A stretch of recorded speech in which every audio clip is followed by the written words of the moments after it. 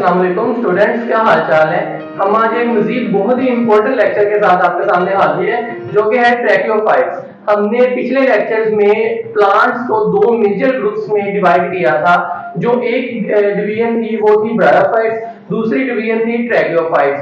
Bryophytes में हमने देखा था कि वो नॉन वास्कुलर प्लांट्स होते थे। हमने उसको मजीद मोसिस का लाइफ साइकिल भी देखा था, लेकिन जो आज हमने देखना है वो उससे भी ज्यादा इंपॉर्टेंट लेक्चर है, वो है ट्रैकियोफाइट्स।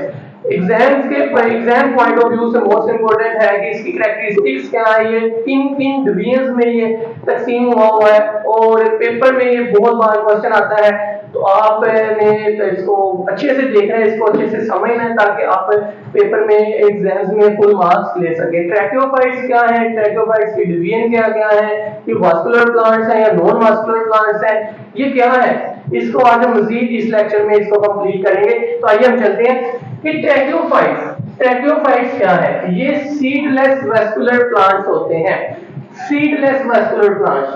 ट्रैकियोफाइट्स को अगर हम देखें तो इसको मजीद दो डिवीजन में डिवाइड किया जाता है, एक सीडलेस, एक सीडी।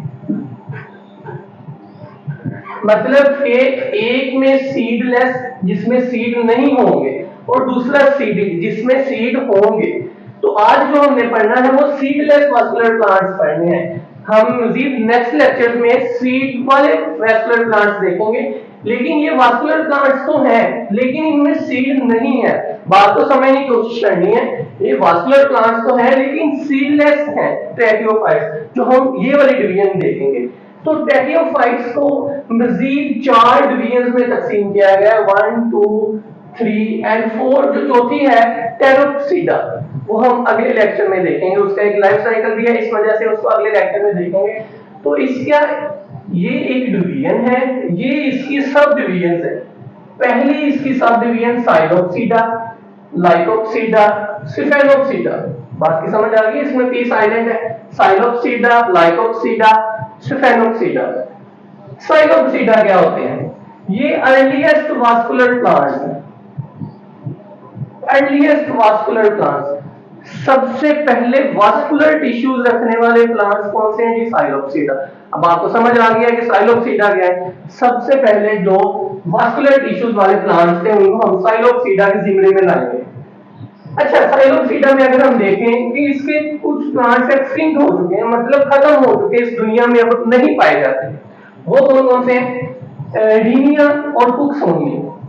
ठीक है, ये दोनों आपने नाम याद रख लेने हैं। कुक्सोनिया मतलब इजी सा नाम है रीनिया और कुक्सोनिया। ये दोनों नाम आपने याद रखने हैं क्योंकि ये शॉर्ट क्वेश्चन भी है, एमसीक्यू भी है। तो वो पूछेंगे कि भाई साइलोप्सिडा के कौन कौन से प्लांट्स एक्सटिंक्ट हो चुके हैं, कौन कौन से प्लांट्स अब इस दुनिया में पाए नहीं जाते। तो आपने कहना है जी रीनिया और कुक्सोनिया।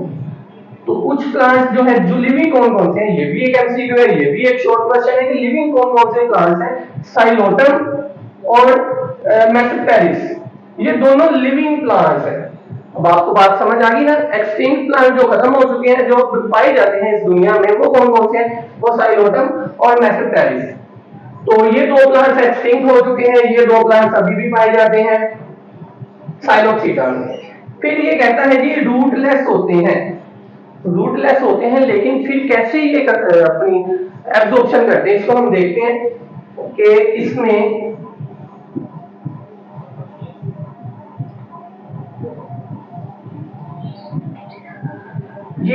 इसमें राइजोम होता है। राइजोम अब क्या है? Rhizome is some kind of underground stem. Rhizome is some kind of underground stem. ये राइजोम है, इसमें राइजोम होता है, राइजोम अंडरग्राउंड होता है, इसमें राइजोइड भी होते हैं। Hair like structure rhizoid. बात की समझ आ गई है। ये रूटलेस होते हैं, इनमें राइजोम होता है, इनमें राइजोइड होते हैं। फिर इसकी एरियल ब्रांचेस, एरियल ब्रांचेस का मतलब है कि ये प्लांट भी इसमें लगता है और ये ग्रीन होता है। ये जो सारा है ये ग्रीन होगा, मतलब कि इसमें क्लोरोफिल होगा, ये सारा ग्रीन होगा। इसकी ब्रांचेस जो होती हैं वो ग्रीन होती हैं, ग्रीन होगा। ये राइजोम होगा, राइजोइड होंगे, ये प्लांट ग्रीन होगा, इसकी एरियल ब्रांचेस होंगी। फिर इसमें इसमें इसमें स्पोरेंजिया होता है, स्पोरेंजिया। ये कह लीजिए मैंने स्पोरेंजिया बना दिया, यहां पे भी हो सकता है, यहां पे भी हो सकता है, यहां पे भी हो सकता है। स्पोरेंजिया ने स्पोर्स बना दिए। आपकी समझ आ गई? मतलब ये तमाम एक प्लांट है, वास्कुलर प्लांट है, अर्लीस्ट वास्कुलर प्लांट है। इसमें राइजोम होता है, इसमें राइजोइड्स होते हैं, इसमें स्पोरेंजिया लगता है, इसकी ब्रांचेस ग्रीन होती हैं। तो आई थिंक आपको इस साइलोपसीडा की समझ आ गई है कि इसकी ट्रैकियोफाइट की जो पहली सब डिवीजन, ये एक प्लांट का नाम नहीं है, ये एक पूरे खानदान का नाम है। ये पूरा खानदान है प्लांट्स का जो ट्रैकियोफाइट की सब डिवीजन है। तो ये अर्लीस्ट है, एक्सटिंक्ट जो दो हो चुके हैं, लिविंग जो पाए जाते हैं रूटलेस होते हैं, लेकिन इनमें राइजोम होती है, इसकी एरियल ब्रांचेस ग्रीन होती है, इसमें स्पोरेंजिया लगता है। आपको बाकी इंशाल्लाह समझ आ जाएगी। साइलोपसीडा हमने पढ़ ली है। अब इसकी जो नेक्स्ट क्लास है ट्रैकियोफाइट के जिम्मे में ही आती है, सीडलेस होते हैं, वो है लाइकोपसीडा। लाइकोपसीडा क्या है जी? लाइकोपसीडा को क्लब मोस कहा जाता है। क्लब मोस इसको क्यों कहा जाता है? क्योंकि ये कोन लाइक स्ट्रक्चर्स बना देते हैं। इसका आगे cone like structures, cone like structures, club नुमा कोन लाइक स्ट्रक्चर्स बनाते हैं, इस वजह से इसको क्लब मोस कहा जाता है। और इसमें स्पोरोफाइट प्लांट डोमिनेंट होता है। हमने कहा था जो ब्रायोफाइट्स हैं उनमें गमेटोफाइट प्लांट डोमिनेंट होता है। ट्रैकियोफाइट की जितनी भी सब डिवीजन है, चौथी भी आएगी कैरोपसीडा, उसमें स्पोरोफाइट डोमिनेंट होगा और इसमें रूट स्टेम लीव्स होंगे। रूट स्टेम लीव्स, इस प्लांट में रूट स्टेम और लीव्स होंगे। लाइकोपसीडा में जितने भी प्लांट्स आएंगे उसमें रूट स्टेम और लीव्स होंगे। मतलब ये क्लब मोस है, ये स्पोरोफाइट प्लांट, इसमें डोमिनेंट होता है। फिर इसमें स्पोरोफिल होता है, इसमें लीव होता है।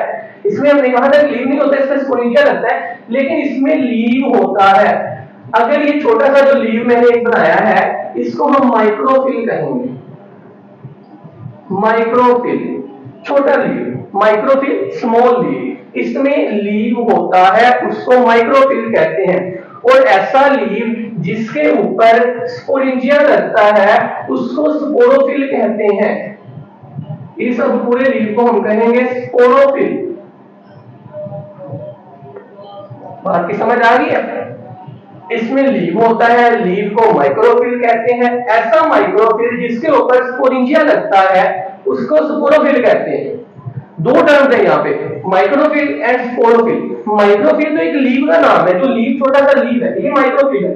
लेकिन इसके ऊपर अगर स्पोरेंजिया लग जाए तो इसको स्पोरोफिल कहेंगे। फिल मीन और स्पोर मीन स्पोरोफिल, तो मतलब उसके ऊपर स्पोरेंजिया लगा होगा। Phyll mean leave, spore mean sporangia. ऐसा लीव जिसके ऊपर स्पोरेंजिया लगा है उसको स्पोरोफिल कहेंगे। बात की समझ आ गई है? और अगर बहुत सारे स्पोरोफिल इस तरह मिल रहे हैं, बहुत सारे स्पोरेंजिया लगे हुए हैं ये वाले, इस पूरे को हम कहेंगे स्ट्रोबिलस। Strobilus, strobilus. मैंने कहा है कि लाइकोपसीडा में जो प्लांट्स होंगे उसमें रूट स्टेम लीव्स होंगे। इसकी रूट्स भी होंगी, ये स्टेम भी है, इसके लीव भी है। लीव को माइक्रोफिल कहते हैं। और अगर माइक्रोफिल के ऊपर स्पोरेंजिया लगा है तो उसको स्पोरोफिल कहेंगे। और अगर बहुत सारे स्पोरेंजिया स्पोरोफिल इस तरह गुच्छे में है तो उसको स्ट्रोबिलस कहेंगे।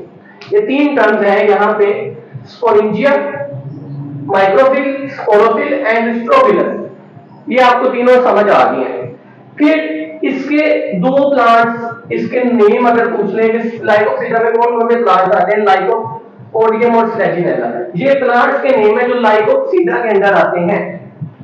ठीक है, ये होमोस्पोरस है, ये हेटेरोस्पोरस है।